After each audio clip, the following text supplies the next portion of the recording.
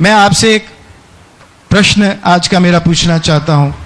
महाराज जी, हमारे मंदिरों में एक व्यवस्था थी कि 8 वर्ष से ऊपर की लड़की भक्ति नृत्य भी नहीं कर सकती थी, क्योंकि उसका तर्क यह दिया जाता था कि करने वाली भले ही भक्ति से नृत्य कर रही है, मगर देखने वाला किस दृष्टि से देख रहा है उसके मन के अंदर हम नहीं जा सकते।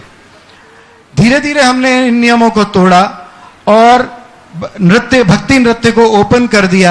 आज सब प्रकार की महिलाएं भक्ति नृत्य करने लगी, मगर इसके दुष्परिणाम भी हमको देखने को मिलने लग गए और हमने देखा कि मर्यादा की सीमा को लांघ करके आज की तारीख में नृत्य हो रहा है।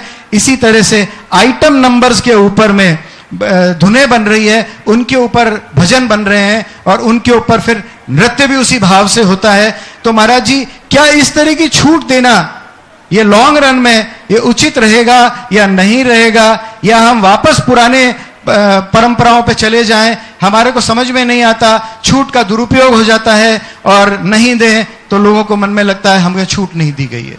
देखिए, बात आपने बहुत गंभीर उठाई।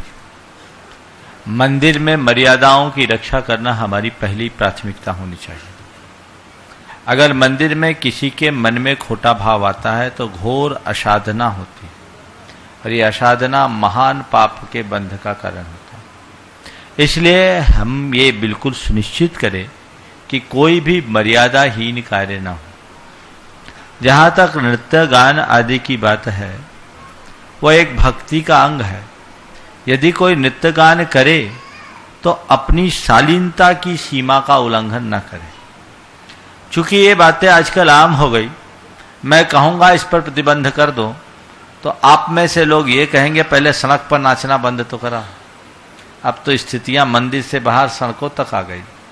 तो प्रथम चरण में मैं ये कहूँगा कि सड़क पर नाच गान बंद होना चाहिए, चाहे वो ब्याह शादी की बात हो या धार्मिक आयोजनों की बात।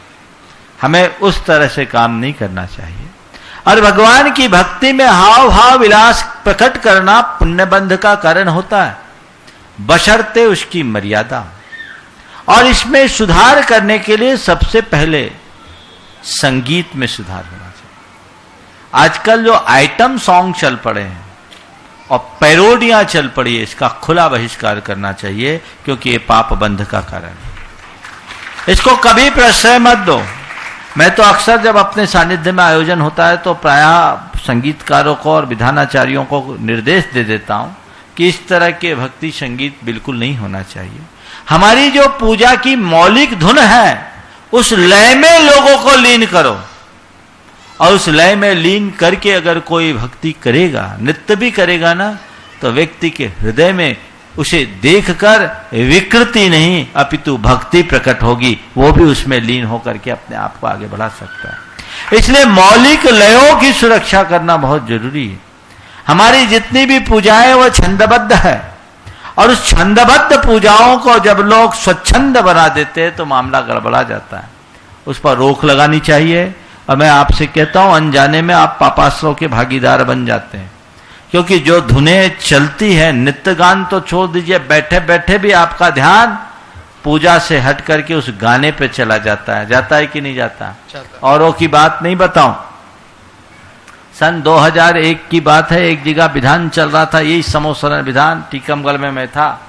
हजारों के लोग संख्या में बैठे थे, और मैं एक दिन सौत से लौट आ रहा था और पूजा चल रही थी, एक गीत चल रहा था। 2001 मैंने पिक्चर देखा 1984 में, आखिरी 17 बरस के बाद जब गीत चल रहा था, उसकी धुन देख सुनते सुनते मेरे स्मृति पटल पर वो सारे दृश्य उभर पड़े जो गीत चल रहा था। गीत के बोल थे, शायद मेरी शादी का ख्याल। ये क्या हो रहा है? जब हम जैसे साधु के मानस पटल पर वो बातें उभर सकती है, तो तुम लोग तो उसमें रचे पचे हो। पुण्य कमाओगे कि पाप?